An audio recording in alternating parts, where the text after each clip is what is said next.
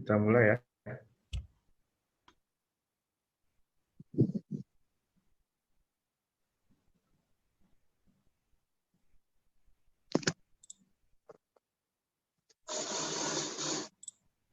Baik. Assalamualaikum warahmatullahi wabarakatuh. Waalaikumsalam warahmatullahi wabarakatuh. Waalaikumsalam Lihat tidak warahmatullahi nih PowerPoint-nya? Bisa, Pak. Bisa. Oke. PowerPoint ini udah saya share di e-learning. Dan kita bahas saja sedikit, mengingat waktu kita nggak banyak untuk Zoom. Jadi yang ingin saya tekankan di sini adalah di kurikulum 2013 itu salah satu hal yang sangat diperhatikan adalah adanya revolusi industri 4.0. Jadi pembelajaran abad 21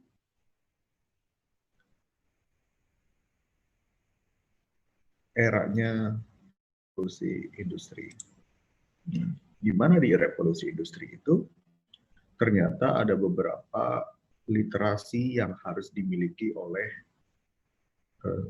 peserta didik, oleh seseorang. Ada yang namanya kecakapan abad 21. Jadi kemarin saudara sudah membaca apa itu kecakapan abad 21, itu apa itu revolusi industri 4.0. Sementara di Jepang udah revolusi industri 5 nih, 5.0. Di kita masih revolusi industri 4.0 pun mengalami banyak masalah. Masalah yang saya maksud adalah karena, bentar ini teman-teman saudara masih banyak yang masuk.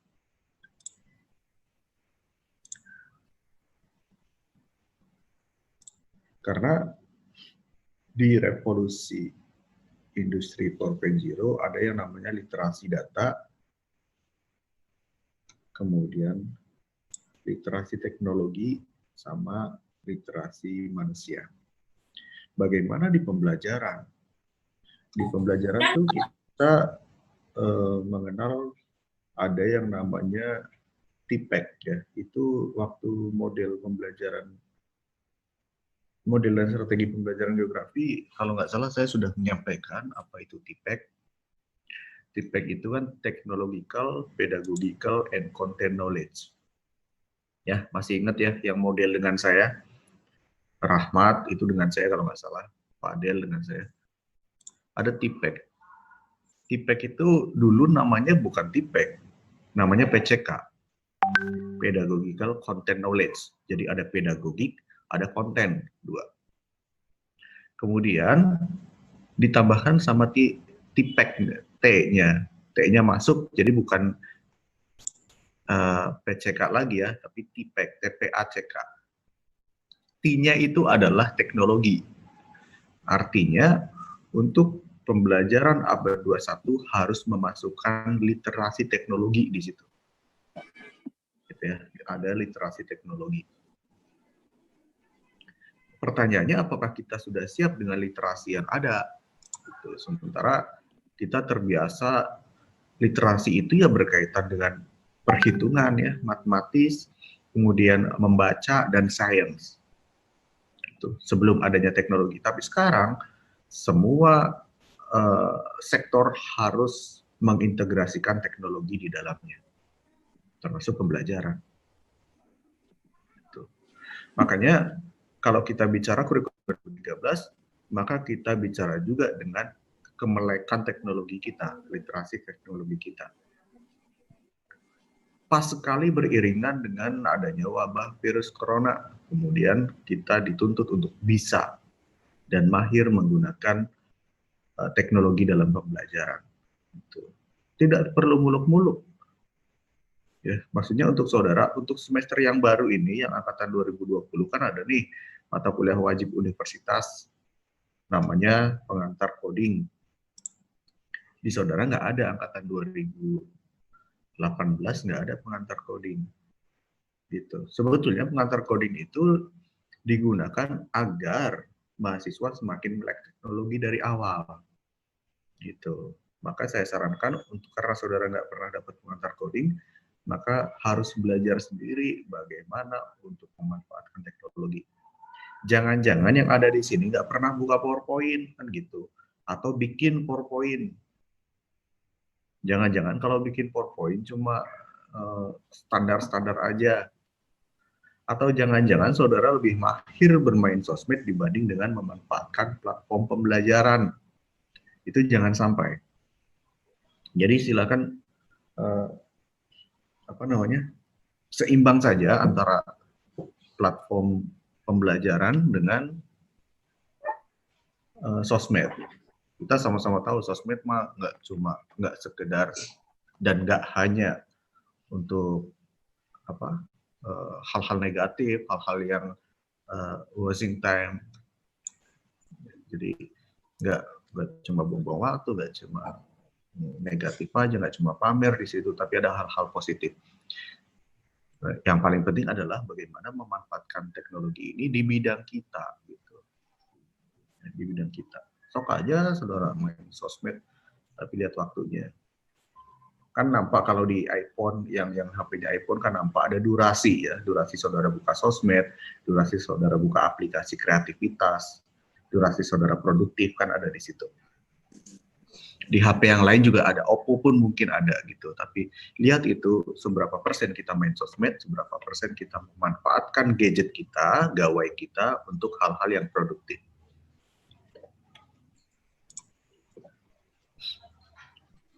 Ini ada kesenjangan kurikulum. Sebelum K13 dengan setelah K13 yang berkali-kali direvisi. Sikap belum mencerminkan karakter mulia. Kemudian di K13 ada namanya ranah afektif. Di RPP yang saudara buat, di RPP yang saudara baca, itu ada kompetensi sikap dibagi dua. Ada sikap religi, ada sikap sosial. Itu pasti itu, ya. Dua sosial. Kemudian keterampilan belum sesuai kebutuhan. Yang ketiga pengetahuan UPAS. Nah, idealnya berkarakter mulia, keterampilannya relevan dengan kemampuan kita. Pengetahuan-pengetahuannya juga harus terintegrasi.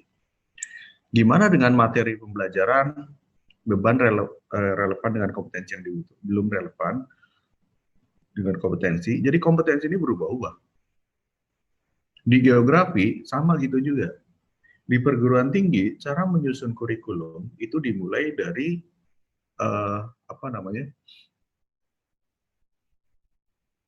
bahan kajian. Ya. Jadi untuk mewujudkan seorang lulusan pendidikan geografi, misal, dia harus memiliki kemampuan analisis kurikulum. Dia harus mengetahui model-model pembelajaran, dia harus mengetahui metode dan media pembelajaran, dia harus bisa menganalisis kebutuhan kurikulum.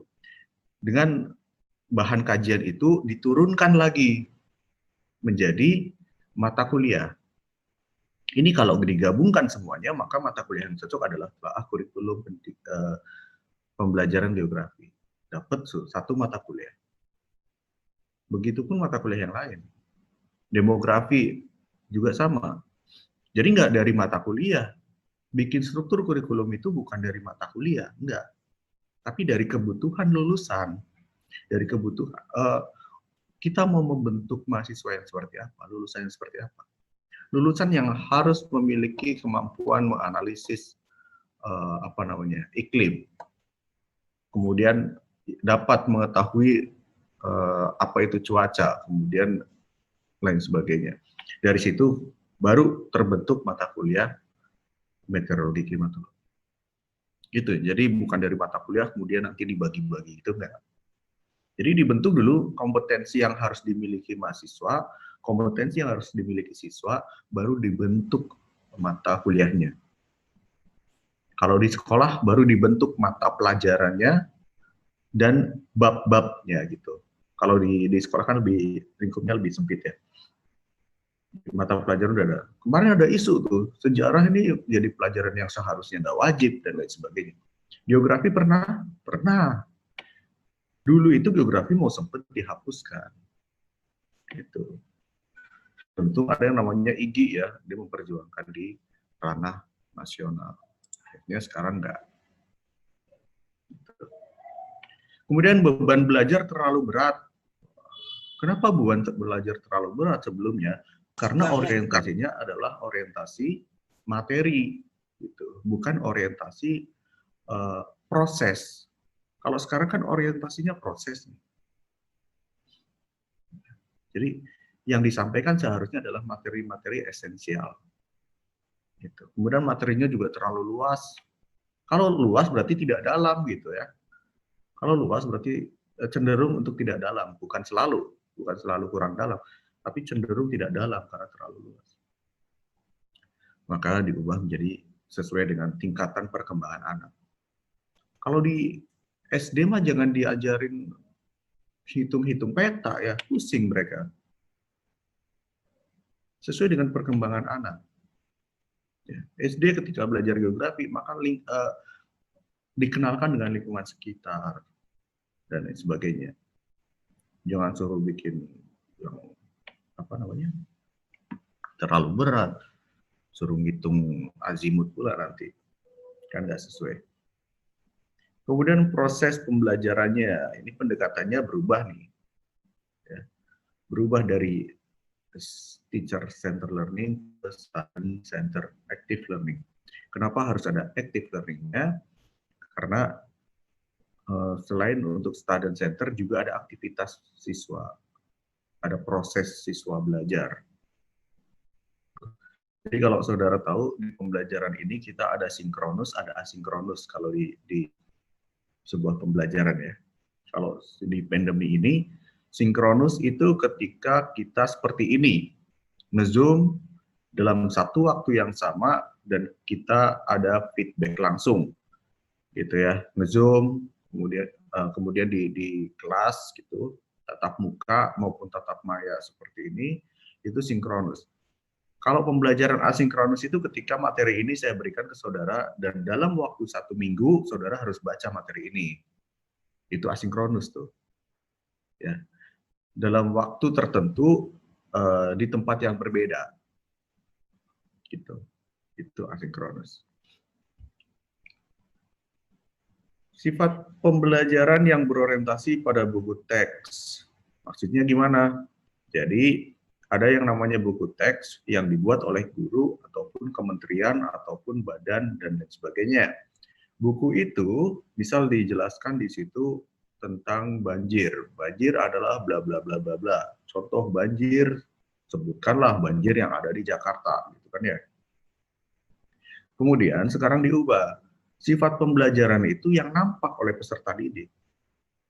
Kalau saya ngajar di sini, di Padang, saya sampaikanlah banjir yang beberapa kali terjadi di wilayah Kuranji, misal gitu ya, di wilayah Kuranji. So, atau beberapa kejadian yang langsung bisa saudara amati, dan itu bersentuhan langsung dengan peserta didik, itu kontekstual. Jadi ada tekstual itu ketika pembelajaran berorientasi pada buku teks, tekstual. Sementara kontekstual adalah pembelajaran yang nyata dan diamati oleh peserta didik langsung. Gitu. Jadi sesuai dengan lingkungannya. Yang ketiga, buku teks hanya memuat materi bahasa. Nah, seharusnya buku teks memuat materi dan proses pembelajaran. Jadi nggak cuma buku teks, ada materi banyak. Udah selesai, materi itu disampaikan oleh guru. Gitu. Seharusnya buku teks itu ada materi, kemudian ada apa yang harus dilakukan oleh siswa. Gitu. Misalnya, siswa itu ketika mempelajari tentang satu materi, dia disuruh ngapain? Minimal, misal, disuruh cari berita tentang materi yang bersangkutan. gitu, atau analisis jurnal. Jadi ada aktivitas pembelajaran atau proses pembelajaran. Kemudian ada skornya di situ, ada grade-nya. Masing-masing aktivitas itu ada grade-nya. Kalau ada tugas, kasih grade tugas di situ berapa. Maka di situ nanti muncul, setelah mempelajari materi ini, kompetensi yang harus dimiliki peserta didik adalah ini. Gitu. Itu jelas. Jadi nggak cuma kumpulan materi aja, itu pun kopas misalnya. Nggak seperti itu. Ini nanti dibaca sendiri sampai bawah di PowerPoint itu. Yang akan saya sampaikan di sini adalah sebuah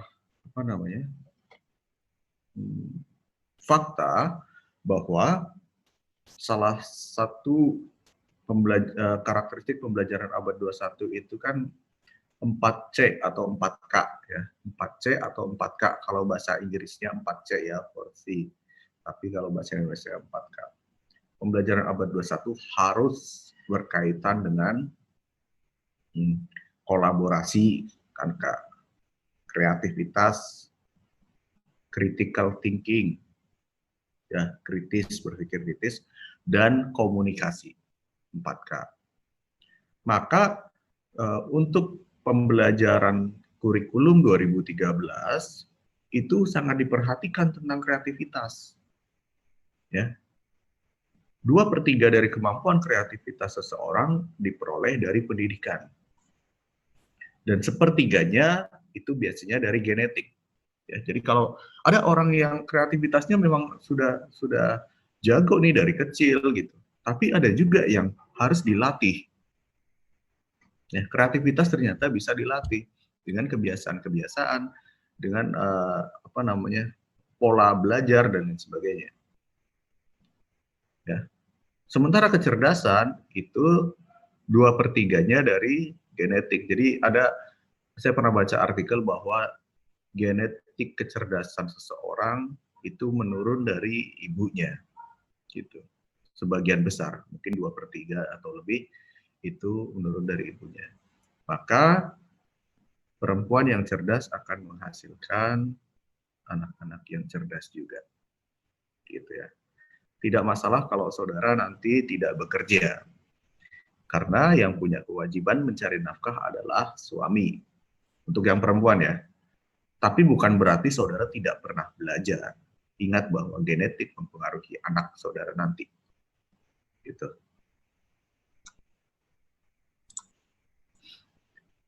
Next. Proses penilaian yang mendukung, tugas. Jadi bagaimana untuk mendukung sebuah kreativitas peserta didik? Kalau kita ngasih tugas, itu bukan, kalau bisa ya, ini kalau bisa, itu bukan tugas multiple choice. Ya, kasih pertanyaan yang benar, mana yang salah, mana yang benar, mana yang salah. Boleh pertanyaan seperti itu, tapi di bawahnya dikasih alasan. Kenapa saudara menjawab A, kenapa menjawab B, C, atau D. Gitu. Artinya apa? Agar terjadi pemikiran nggak sekedar milih aja, tapi ada alasan di balik itu. Yang kedua, mentolerir jawaban yang nyeleneh. Jawaban yang nyeleneh kadang-kadang juga karena kreativitas mereka, bukan berarti mereka salah. Gitu. Yang ketiga, menekankan pada proses, bukan hanya hasil saja. Jadi ada penilaian proses, ada penilaian hasil belajar. Proses biasanya kita menggunakan aktivitas observasi di kelas. Gitu ya. Jadi guru nggak hanya bikin soal terus kasih. Aktivitas seperti ini juga harus dinilai. Gitu. Kemudian memberanikan peserta didik untuk bla bla bla. Jadi ada aktivitas belajar dasar, ada aktivitas belajar lanjut.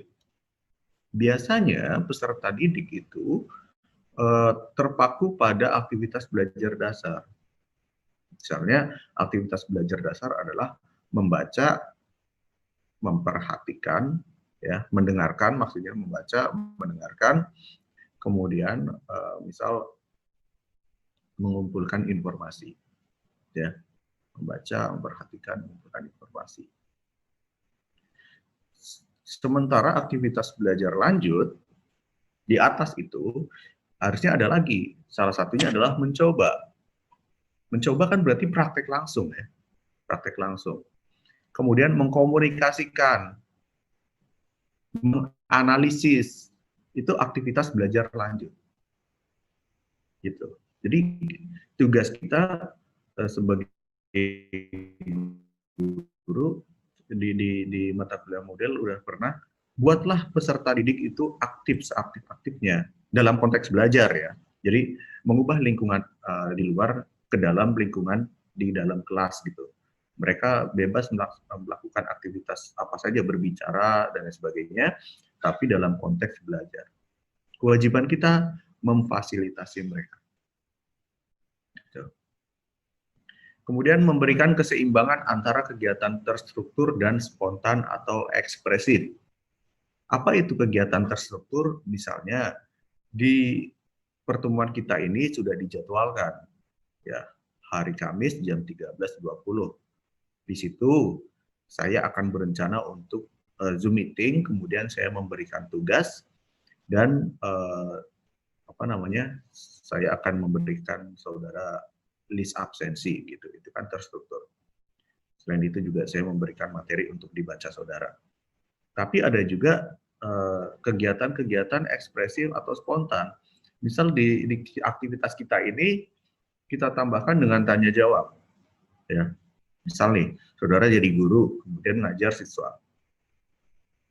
Ketika saudara menjelaskan dan meminta siswa untuk menyampaikan ulang, memberikan contoh, dan lain sebagainya, dan contoh yang dia berikan itu menarik untuk kita bahas, maka bahaslah itu dulu. Tidak harus sesuai dengan apa yang ada di buku teks saudara. Ya, bahaslah. Misal saudara tanya nih, Suci tinggalnya di mana sih, gitu kan? Kemudian apa aktivitas bencana alam yang terjadi di situ? Apakah sering banjir atau tidak gitu? Nah, akhirnya itu merujuk kepada lokasi itu, kepada spasial tempat tinggal Suci. Apa yang menarik di wilayah Suci itu gitu. Akhirnya kita bahas di situ. Itu kan ekspresif, spontan. Itu tidak ada di buku modul saudara, itu nggak ada.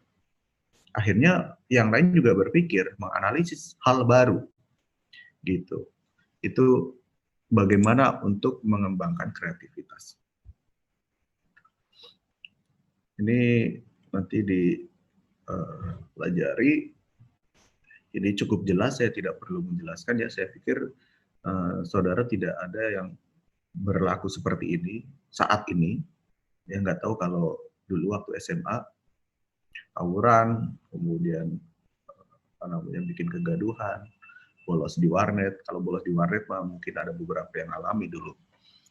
Dan kemudian merusak hutan, pembakaran hutan dan sebagainya. Nggak ada lagi.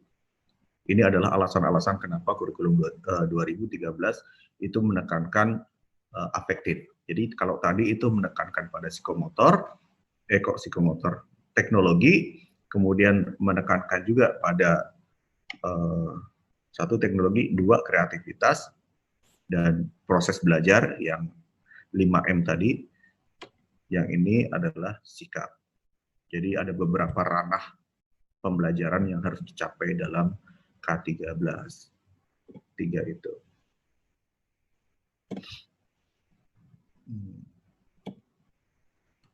Ada yang ditanyakan, ini nanti dibaca sendiri. Kalau ada yang kurang paham, kita bisa diskusi nanti di chat.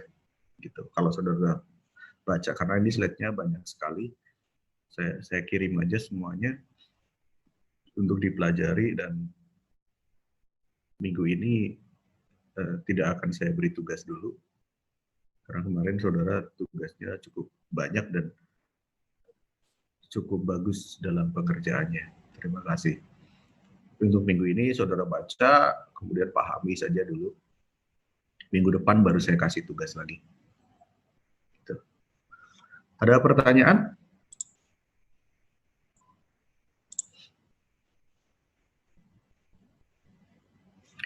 Dua 23 orang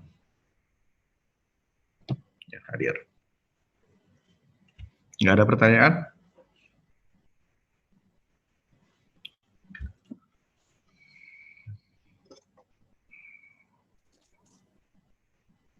Kalau nggak ada, saya cukupkan pertemuan hari ini. Udah cukup ya.